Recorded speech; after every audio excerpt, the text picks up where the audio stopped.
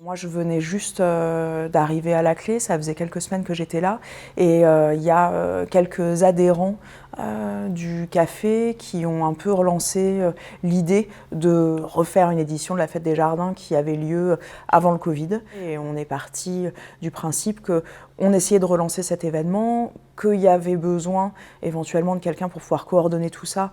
Et vu qu'au niveau du collectif, on s'aimait vous, les gens sont bénévoles, et même s'il y a des envies, il n'y a pas forcément le temps de pouvoir coordonner techniquement, d'organiser. Voilà, on s'est dit que la clé, vu qu'il y avait du salariat à cet endroit-là, que moi, ça pouvait faire partie de mes missions d'accompagner un projet comme ça. Il y a une volonté, là, au niveau de la clé même, d'ouvrir et de pouvoir créer du lien avec des structures, des dispositifs, des associations, de pouvoir créer, établir un peu un maillage de manière plus nette.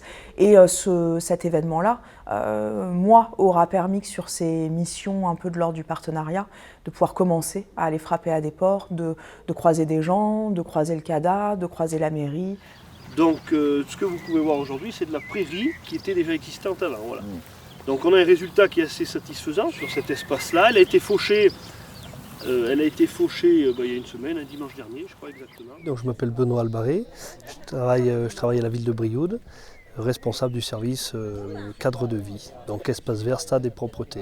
Donc cet après-midi, l'objectif c'était de présenter aux riverains et aux gens qui voulaient bien venir notre façon de procéder sur le bassin, ce qui a été décidé de faire. Le déversoir d'orage, techniquement, pourquoi il a été construit, et après tout ce qui est dessus, donc l'implantation des espaces verts, on va dire, pour rendre écologique ce bassin. Donc il s'est fait un déversoir d'orage avec des pentes beaucoup plus douces pour pouvoir se promener dans le bassin. Et après une volonté écologique était intégrée à ce projet, en partenariat avec le CEN, où on a pu implanter notamment, réensemencer les espèces existantes, des graminées. Et après un verger avec des variétés anciennes a été replanté, toujours en partenariat avec le CEN. Et ce verger s'est planté avec les riverains, pour pouvoir que les riverains puissent s'accaparer le site. Et en troisième position, un massif de vivaces qui est derrière nous, de vivaces sauvages. Pareil, toujours en partenariat avec les riverains et l'école qui est située juste à côté du site. Mon métier premier, c'est paysagiste. Et aujourd'hui, c'est un métier qui change énormément. Donc c'est des remises en question permanentes. Et on essaie avec l'équipe des espaces verts de trouver les solutions pour justement répondre aux enjeux climatiques de demain, continuer à avoir un fleurissement sur la ville de Brioude qui plaît aux riverains. Le premier des aménagements il a été réalisé, il est simple, on appelle ça le jardin en mouvement, c'est des tentes différenciées, donc c'est une fauche par un agriculteur, mais du temps que la fauche réalise, donc du temps que l'herbe soit mûre et qu'elle est grainée, on fait des passages de tentes pour que les gens puissent se promener dedans. Et après, c'est d'arriver à emmener du mobilier urbain, mais pas forcément du mobilier urbain comme on voit partout, du mobilier urbain qui répond aussi aux exigences du site, donc c'est-à-dire en bois, non traité. Donc dans un premier temps, ça sera des bancs, des tables, des chaises, et ensuite à voir comment le site il évolue pour pouvoir peut-être mettre des jeux pour les enfants, des choses comme ça. J'ai pas de formation sur la climatologie, on va dire. Soit on reste la tête dans le guidon et on fait ce qu'on sait faire et on lutte, parce que pour moi on lutte contre la nature aujourd'hui. Soit on prend le temps de réfléchir, de se poser, de dire bon, comment on peut pour travailler avec la nature. Je pense que la nature sera forcément plus forte que nous, donc il faut trouver les bonnes solutions. C'est des tests. Après, c'est énormément de communication, puisqu'il faut quand même arriver à le faire accepter. Et donc voilà pourquoi, notamment aujourd'hui, on est ici. Je suis plein d'espoir pour essayer de changer tout ça.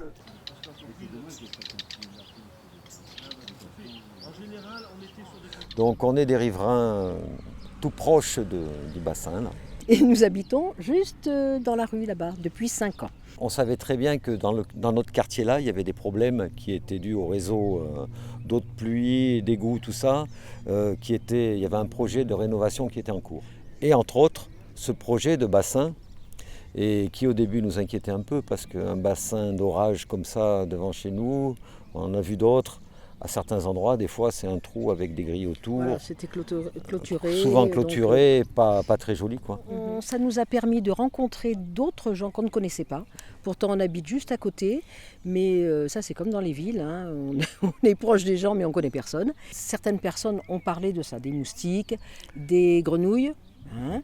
Oui, qui font du bruit. Bon, il y a eu des craintes, bien sûr, Oui. parce qu'il est vrai qu'ici, depuis que le bassin est créé, il y a toujours une petite circulation d'eau. Même s'il ne pleut pas, il y a des eaux d'infiltration quand même, donc c'est toujours un peu humide. Et c'est vrai qu'il y a les roseaux qui ont poussé là-bas, et on entend d'ailleurs maintenant quelques grenouilles qui reviennent, d'ailleurs qui vont manger les moustiques. Donc il n'y a pas de problème. Donc, il y aura en plus de fait. moustiques. Après, si l'équilibre se fait, il ne devrait pas y avoir de gros problèmes. On est un peu curieux, quoi. Donc quand il y a un projet, il faut qu'on aille un peu y gratter là-bas, voir ce qui va se passer. Oui, puis en fait, c'est aussi notre environnement. Oui. Et je pense que c'est hyper important aussi de s'intéresser un petit peu quand on a la chance de pouvoir le faire. Bon, c'est tout nouveau, donc les gens ne prennent pas encore trop possession, mais je pense que ça va venir. Ça viendra peu Et à puis, peu. on va pouvoir s'en servir. Ça sera un peu le pré-communal, enfin, je sais pas comment dire, comme il y avait avant au milieu des villages. Il y avait toujours un pré commun qui servait à faire les petites fêtes ou les choses comme ça. Prendre possession des lieux.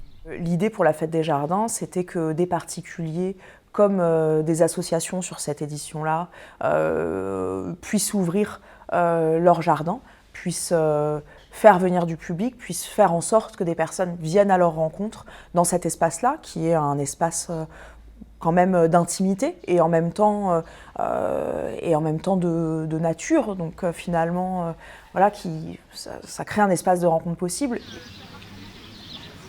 Mais quand on accepte de ne pas arroser, ça veut dire aussi qu'on accepte de ne pas avoir de la salade verte au mois de juillet, quoi. Donc il faut accepter les lois, certaines lois de la nature, une certaine temporalité. Et par exemple pour la salade, on mange de la salade verte jusqu'au mois de juin. On en remange à l'automne et puis l'été on fait des salades de tomates ou des salades avec des carottes, avec des concombres, des choses comme ça. Si on cherche un petit peu aussi, si on parle aux gens plus âgés, moi, les personnes âgées m'ont toujours dit qu'on ne faisait pas des jardins n'importe où, quoi. Sur Brioude et dans toutes les villes, il y a des zones à jardin qui sont dans des terrains très spécifiques.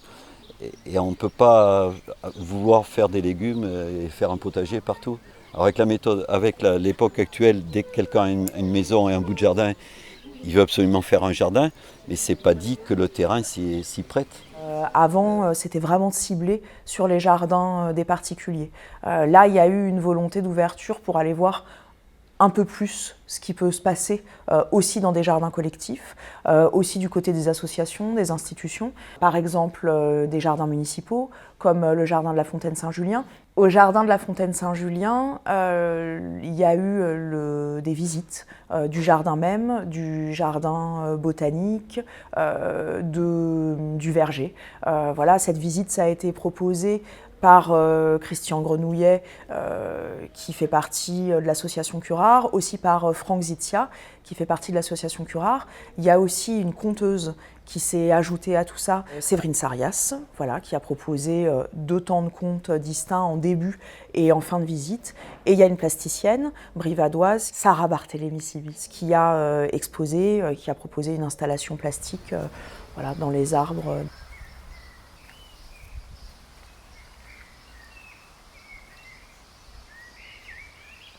Quand le collectif s'est réuni, il y avait vraiment la volonté de pouvoir proposer des temps de médiation, des temps de rencontre.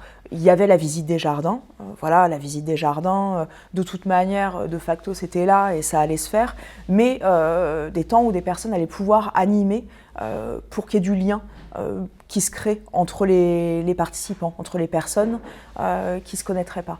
Et Séverine a parlé de cette technique des Oya en disant que c'était une technique assez intéressante, qu'elle connaissait et qu'elle se sentirait de pouvoir animer un petit atelier, un petit temps de démonstration autour de ça. Sachant qu'il y avait le jardin de Titi qui ouvrait, que les tomates seraient prêtes à ce moment-là, enfin voilà, il y a eu l'idée que ça puisse se faire à cet endroit-là. Alors je suis Séverine Sarias, je suis conteuse, mais je ne fais pas que ça dans ma vie, j'ai aussi un jardin. Et donc voilà, aujourd'hui pour Je sème et vous, en fait, je suis venue montrer comment on peut faire des oyas, qui sont en fait des jarres d'irrigation. En fait, oya en espagnol, ça veut dire pot. Donc c'est une forme d'irrigation qui est très ancienne, puisque apparemment les archéologues auraient trouvé des traces en Chine à peu près il y a 2000 ans. En fait, ce sont des pots qu'on enterre et il faut que ces pots soient en terre cuite mais pas vernissés parce que les pots en terre cuite donc, vont être microporeux et ça va permettre une diffusion de l'eau plus ou moins lente, plus ou moins rapide. En fait, ça va dépendre bien sûr de la composition de la terre du jardin parce que forcément s'il y a plus ou moins d'argile, eh ben, la terre va retenir plus ou moins d'eau et ça permet justement d'utiliser moins d'eau et on sait qu'aujourd'hui voilà, la ressource en eau c'est quand même impératif de la protéger. Puisque l'eau va pas s'évaporer tout de suite et les plantes en fait vont développer un système racinaire proche de la jarre. Pour une jarre de 6 à 10 litres, mais ça va dépendre bien sûr de la composition de la terre, hein. Ça c'est impératif aussi de le prendre en compte. On va remplir les jarres à peu près toutes les fins de semaine ou tous les 10 jours. En plus, comme la diffusion est plus ou moins lente, eh ben, les plantes ne vont pas connaître de stress, donc il va y avoir aussi un meilleur rendement. Ce qui était vraiment mis en avant au niveau de pendant ces événements, c'était vraiment le côté, l'aspect rencontre humaine en fait, l'aspect convivialité et échange en fait autour d'un endroit qui est plutôt, qui peut paraître plutôt, comment dire, fermé ou privé, plutôt dans une sphère privée, mais en fait le but était tout autre, quoi. Donc le jardin partagé, c'est un projet qui est soutenu par le Secours catholique. Il y a 2 bénévoles du Secours catholique qui tiennent beaucoup ça depuis plusieurs mois, Franck Zitia et Dominique Arinck. Alors Franck a plus particulièrement fait partie de l'organisation, il est venu aux réunions du collectif. Ce temps dans les jardins partagés, c'était aussi de proposer un temps de jardinage participatif, de faire en sorte que des personnes viennent de l'extérieur et puissent donner un coup de main voilà, pour travailler la terre, pour donner un coup de main pour le potager. Et aussi qu'il y ait un temps artistique et un temps culturel dans la foulée, qui puisse être un temps de rencontre entre les personnes qui seraient venues. Donc Franck a exposé certaines de ses œuvres et a aussi proposé une animation peindre avec les fleurs, peindre avec les plantes, plus exactement. Et ben aujourd'hui, donc, on est là pour la fête des jardins partagés, dans le contexte de la fête des jardins partagés. Et on est venu aujourd'hui pour visiter donc, le jardin partagé du Secours catholique et de faire des ateliers. Donc on a fait un atelier ce matin de participation au jardinage, on a repiqué quelques petites choses. Et là tout de suite on fait un atelier de peinture à base de plantes. Et ben, ce matin je suis allé ramasser des pétales de fleurs. Et puis là on en a fait une pâte, on les a écrasés donc au marteau pilon. On en fait une pâte qu'on dilue avec un tout petit peu d'eau. Et après on le presse pour garder vraiment que le liquide. Et voilà, maintenant ils sont en train de faire les peintures avec, quoi. Ça dépend vraiment de chaque pétale, quoi. Voilà. Oui, de la fleur, ouais.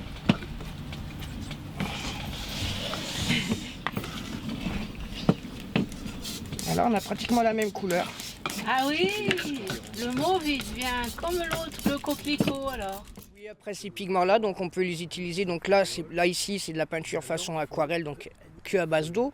Mais on peut aussi faire des peintures acryliques, donc les utiliser avec de la chaux, avec du blanc d'œuf, avec du jaune d'œuf, avec du dentifrice blanc aussi. Donc pour faire son acrylique.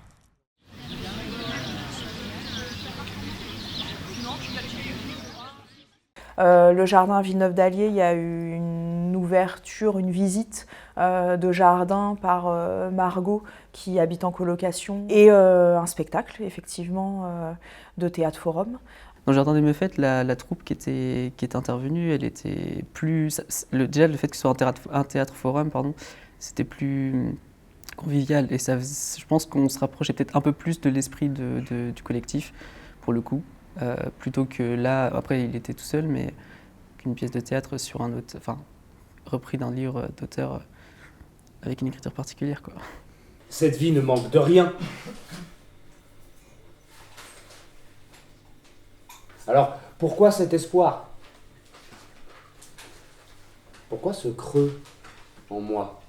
Et le jardin pépinière, c'est un jardin de particulier où Luc fait pousser et grandir des petits arbres. C'est en lien avec le CECB et aux arbres citoyens. Voilà, c'était un chouette moment.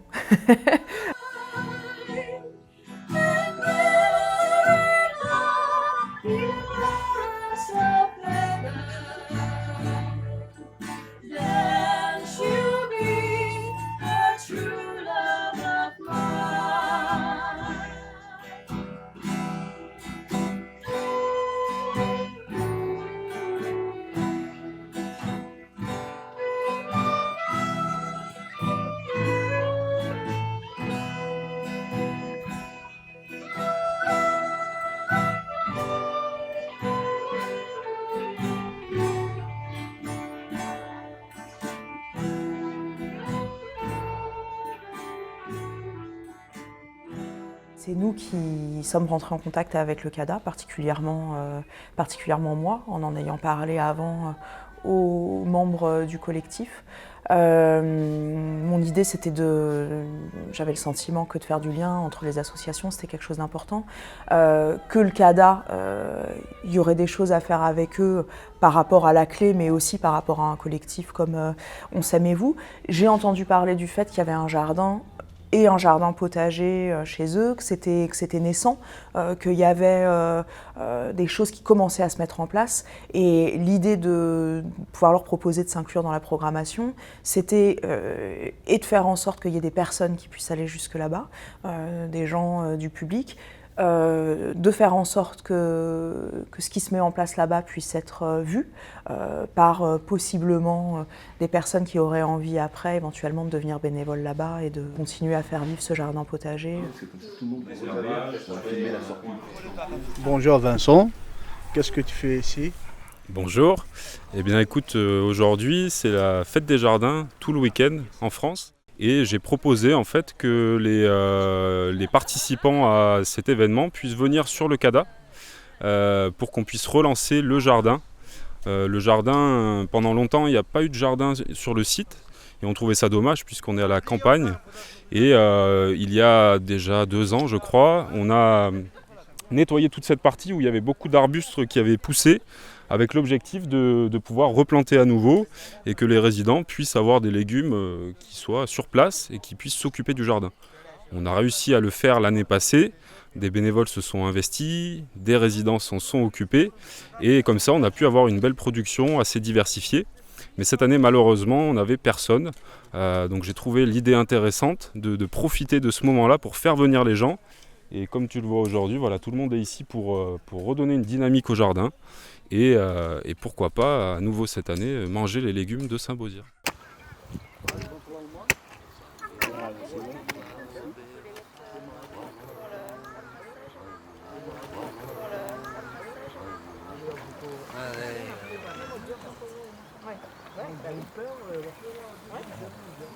Bonjour monsieur. Bonjour. Qu'est-ce que tu as fait aujourd'hui ici? Comme aujourd'hui c'est journée des jardins, on a passé pour faire la propriété. Oui, aujourd'hui c'est une journée où on plante, on fait les jardins et on est là pour cercler notre jardin et entretenir notre jardin. Merci beaucoup. Merci monsieur. Moi je suis du Congo, Kinshasa. Et vous étiez agriculteur un peu là-bas? Vous aviez un jardin ou pas du tout? Pas du tout, pas du tout. Ce sont des histoires qu'on s'adapte rapidement. Et ça vous plaît le jardinage quand même? Oui, ça aide aussi. Hein. Ça aide aussi. C'est encourageant d'ailleurs de le faire. Hein.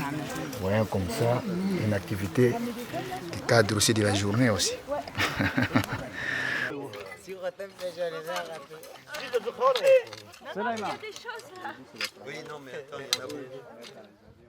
L'idée de proposer cette ouverture du jardin du CADA, c'était d'offrir une médiation possible pour que les personnes qui logent là-bas et les personnes qui viendraient de l'extérieur trouvent une activité à faire ensemble qui rassemble au-delà des voilà, des pays, des langues, des cultures, des frontières.